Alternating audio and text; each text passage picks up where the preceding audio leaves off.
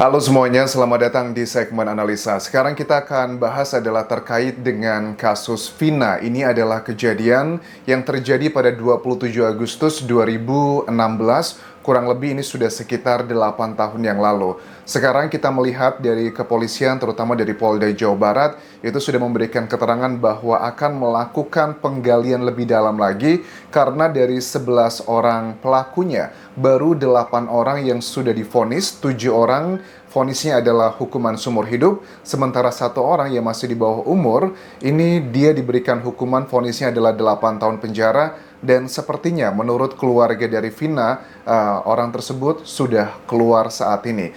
Lantas masih ada 3 orang yang menjadi DPO, daftar pencarian orang. Kalau aku lihat dari halaman websitenya dan juga Instagram Polda Jawa Barat, nama-namanya adalah Peggy alias Perong. Ini kayaknya namanya disebutnya Egy, dugaannya dia adalah otaknya. Kalau sekarang usia dia ini sudah sekitar 30 tahun. 8 tahun yang lalu usianya sekitar 22. Sementara yang kedua adalah Andi, usia 31 tahun, Dani 28 tahun.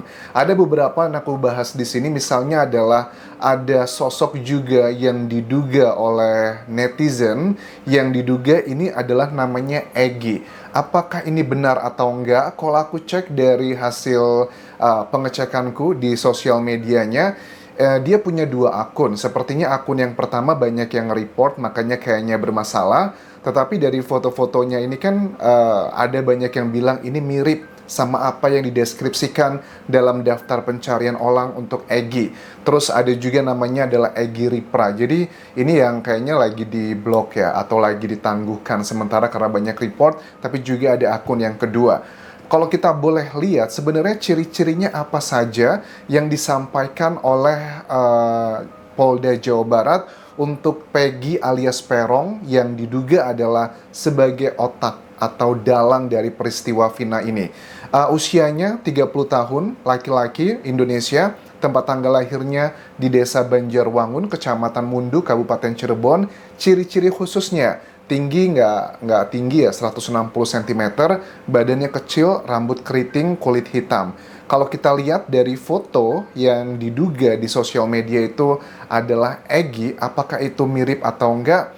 Ya, kita nggak tahu tingginya, karena kan ini bagiannya juga agak sulit. Rambutnya juga, kalau keriting kan bisa diluruskan dengan alat zaman sekarang. Kulitnya, kalau kulit kan juga sama di era sosial media, apalagi TikTok itu kan kalau kita live di sana atau foto di sana kita kelihatan lebih terang lah dibandingkan aslinya. Jadi agak sulit untuk bagian ke sana. Tetapi sudah ada keterangan sih kalau aku lihat dari orang yang mengaku memiliki akun tersebut. Kata-katanya begini bantahannya, jika kasus pemfitnahan ini terus berlanjut, saya akan ke kantor polisi Kota Cirebon sambil live, nanti sembari menjelaskan agar kalian percaya dan sadar kalau bukan sayalah yang kalian cari. Intinya dia membantah bahwa itu adalah dirinya yang dimaksudkan tersebut. Tetapi kalau aku gali lebih dalam, sebenarnya kan secara logika gini, awalnya seperti apa kasus ini aku tidak akan bahas secara kronologi detail karena sudah pernah aku bahas di video sebelumnya, tetapi ada poin-poin yang menarik pada saat aku dengarkan keterangan dari Dirkrimum Polda Jawa Barat, Kombes Pol Surawan, yang memberikan keterangan terbaru bahwa awalnya kalau dia melihat dari kronologi di BAP, berita acara pemeriksaan, karena kan Kombes Pol Surawan ini menjadi Dirkrimum Polda Jawa Barat, please correct me if I'm wrong, itu baru sekitar ya setahun terakhir ini saja. Awalnya kalau dilihat oleh beliau adalah para pelaku itu minum minuman keras dan para pelaku itu tidak merencanakan. Lagi minum minuman terus mereka tuh melempar dengan batu si Vina dan juga kekasihnya yang bernama Eki, atau nama lengkapnya itu Muhammad Rizky Rudian, karena antara Eki dan Egy itu sering ketukar-tukar. Muhammad Rizky Rudian ini adalah yang merupakan anak anggota polisi, bukan si Egy, si pelakunya. Itu sudah diklarifikasi dari pihak kepolisian. Nah, mereka ini, para pelaku ke-11 orang, itu lagi minum-minuman, terus mereka tuh melempar dengan batu, dan kebetulan lewatlah mereka di situ dan mereka jatuh. Pada saat jatuh, mereka dibawa ke lapangan, dan kemudian melakukan hal seperti itu. Setelah selesai dengan aksi mereka, 11 orangnya itu sama melakukan semuanya, teman-teman. Yang begituan dan juga menghabisi. Kemudian mereka dibuang ke talut untuk dibuat seolah-olah ini terjadi sebuah laka lantas. Nah, itu adalah bagian terbaru dari Kombes Pol Surawan, dan aku sih punya optimis ya bahwa Kombes Pol Surawan ini pada saat aku melihat kasus Subang pun yang Ibu Tuti dan juga Amel, di tangan beliaulah juga akhirnya adanya penetapan tersangka setelah kasusnya 2 tahun lebih saat penetapan sekitar hampir ya mungkin 6 bulan atau sekitar 9 bulan yang lalu ya, kurang lebih seperti itu. Jadi aku punya optimis yang baik untuk Kombes Pol Surawan untuk membuka hal ini lebih detail. Terus juga ada keterangan dari Kabid Humas Polda Jawa Barat, Kombes Pol Jules Abraham Abbas, yang mengatakan bahwa tidak ada yang menunjukkan identitas dari ketiga pelaku lainnya, termasuk yang utama itu adalah si Egy alias Peggy. Nah, jadi dua nama ini agak mirip. Kalau Muhammad Rizky Rudian itu adalah kekasihnya dari Vina Dewi Arsita. Mereka berdua adalah korban. Namanya agak-agak mirip, jadi jangan sampai kita ketukar ya teman-teman. Terus bagi aku pribadi adalah juga unik karena ada keterangan dari pihak keluarganya Vina, misalnya adalah Marliana yang menyatakan di sejumlah media bahwa Vina itu sudah beberapa kali curhat ke kami. Kami itu adalah ibundanya Vina yang saat itu bekerja sebagai ART di Malaysia, dan juga kakaknya Marliana, bahwa ada sosok pria yang bernama Egy itu yang naksir sama dia. Dia itu orangnya sangat ramah, rajin menjamah. Makanya ada satu statement yang disampaikan pada saat yang percaya bahwa jin korinnya Vina itu masuk ke temannya, mengatakan bahwa saya pernah meludahi dia, itu karena perlakuan dia sudah nggak wajar lagi. Bukan sekali dua kali dia melakukan hal yang ramah tersebut. Nah, jadi ini juga sekaligus mengklarifikasi dari sejumlah netizen yang bilang bahwa makanya jadi perempuan jangan sok cantik, kalau memang nggak suka sama dia, ngomong baik-baik aja, nggak usah pakai diludahin atau ditampar seperti itu. Well, itu adalah sudah kejadian kesekian kalinya. Tetapi kejanggalannya menurut aku adalah pada saat dari pihak kepolisian tidak berhasil atau belum berhasil menemukan ketiga orang lainnya, dan Peggy alias Perong ini sebagai pelaku utamanya, dalang utamanya, itu sangat janggal. Karena apa? Beberapa kali Vina itu sudah ketemu sama dia, sering digodain, sudah ditaksir lama. Kenapa itu tidak menjadi petunjuk sangat jelas? Apakah keluarganya nggak bisa dilakukan pengecekan? Maksud aku gini ya, kita lihat nanti kelanjutannya seperti apa. No viral, no justice. Mungkin ini sudah jalan takdir, jalan Tuhan di tahun 2024 ini. Pada saat cerita nyata Vina ini dijadikan sebuah film, terlepas pro dan kontranya, menurut aku ini adalah menjadi salah satu hal yang baik agar kasus ini terbuka kembali dengan keviralannya. You know, di Indonesia, kalau sudah viral itu biasanya kepolisian itu akan jauh lebih geraknya, lebih gesit. Nah, menurut aku cukup unik ya.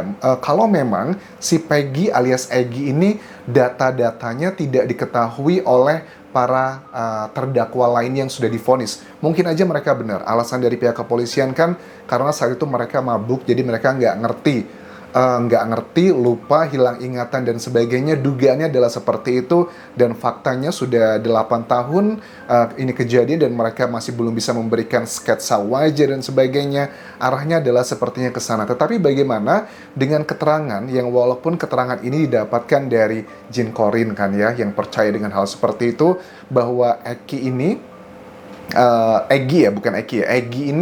sudah lama naksir Vina. Kan bisa di cross check ya sebenarnya teman-teman. Egy ini keluarganya di mana sih, seperti apa, dan ketemunya dengan Vina di mana, kok dia bisa naksir sama Vina. Dia bisa ya 5W1 hal lah ya, di mana, apa, bagaimana, kapan mereka bertemu, itu kan bisa menjadi petunjuk. Tetapi kan dari pihak kepolisian mengatakan sampai sekarang dari ketiga pelaku lainnya kami masih belum mendapatkan data-data identitas yang lengkap. Bagi aku sangat unik sekali, apalagi di area lokasi kejadian yang terjadi itu kan di Jalan Perjuangan di depan SMP 11 Kali Tanjung Cirebon. Itu juga area yang sebenarnya juga cukup banyak dilihat orang. Buktinya adalah salah satu keterangan dari pihak keluarga mengatakan bahwa kasus ini mulai terbongkar juga ada peranan dari tukang sate. Tukang sate yang berada di area kejadian itu melihat bahwa ada satu motor yang digiring, diikuti oleh banyak motor, geng motor saat itu,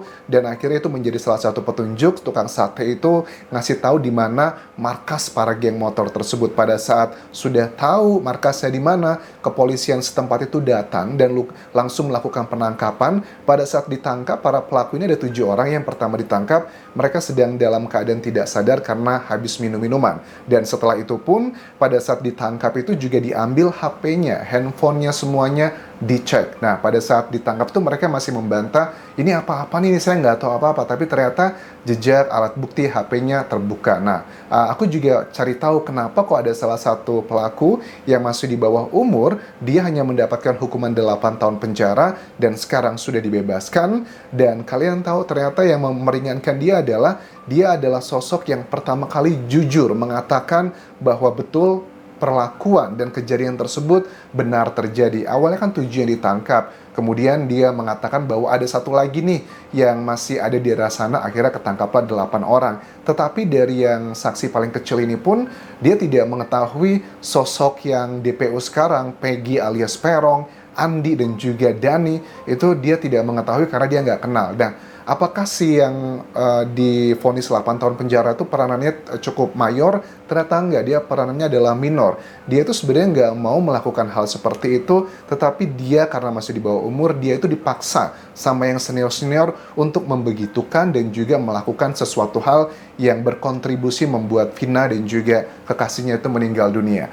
Ada keterangan juga dari pihak keluarga sebenarnya pada saat mereka itu mengetahui kabar bahwa Vina itu masuk ke rumah sakit, justru yang memberitahu keluarga Vina itu adalah salah satu dari pelakunya. Yang ngasih tahu kondisi Vina, kata Marliana, kakak dari Vina, adalah pelakunya sendiri. Bilangnya adalah kecelakaan dan sekarang lagi dirawat di rumah sakit. Bapak dan kakek saya datang ke rumah sakit dan saat itu bapak melihat bahwa Vina itu masih bernafas, tapi nafasnya itu suara tipikal khas yang sudah kayak koma begitu, jadi sudah nggak bisa diajak komunikasi. Vina sudah beberapa kali cerita sosok yang bernama Egy tersebut, tetapi ini sangat janggal. Kenapa kok data-datanya tidak bisa diketahui? Apakah Egy ini benar-benar sebegitu sebatang karanya rombongan geng-geng motor yang nggak benar yang ada di kawasan tersebut yang berusaha melindungi, karena kan dibilang bahwa Egy itu atau yang DPO lainnya kabur ke luar negeri. Tapi ternyata kan kita ketahui juga dalam peristiwa ini Vina, bagi yang percaya, jin korinnya itu sudah 2 kali masuk ke tubuh temannya, dan pada saat di persidangan diketahui bahwa si salah satu pelaku yang masih kabur itu nggak larinya ke luar negeri, tapi masih di dalam negeri. Aku sih yakin ya, dengan tipikal karakter anak muda, masih usia berapa waktu itu kan kejadian 8 tahun yang lalu, berarti usia dia masih 21 atau 22 tahun ya teman-teman.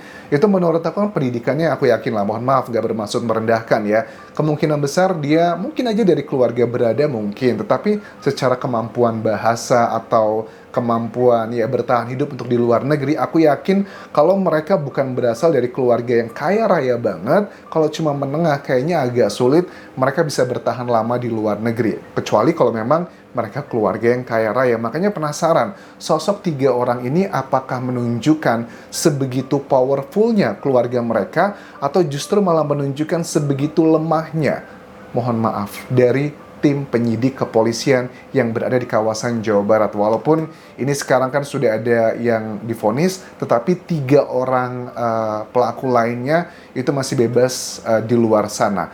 Terus juga pada saat ibunya kan bekerja di Malaysia ya teman-teman, pada saat kejadian tersebut, setelah 40 hari katanya, baru ibunya kan diizinkan pulang oleh majikannya di Malaysia. Pada saat pulang tersebut, dia tidak memberitahu siapapun sebenarnya, hanya keluarga inti aja bahwa ibunya mau pulang. Tetapi temannya Vina itu kembali lagi kesurupan dan ngasih tahu bahwa ibunya pulang ya. Dia tahu begitu dan ketemu dan meminta maaf dan memberikan statement-statement yang cukup membuat kita semakin haru ya. Tetapi kan untuk urusan seperti ini dalam dunia hukum tidak bisa dijadikan sebagai salah satu alat bukti teman-teman, karena dalam dunia hukum alat bukti itu hanya 5, ada ada keterangan saksi, keterangan ahli, keterangan terdakwa, petunjuk, dan juga surat. Keterangan dari orang yang kesurupan atau ahli di bidang ya perdukunan itu nggak bisa dijadikan sebagai alat bukti, tetapi memang ternyata kan ada banyak hal-hal yang sifatnya mistis itu ternyata bisa ngebantu membuka kasus ini dengan terang benderang.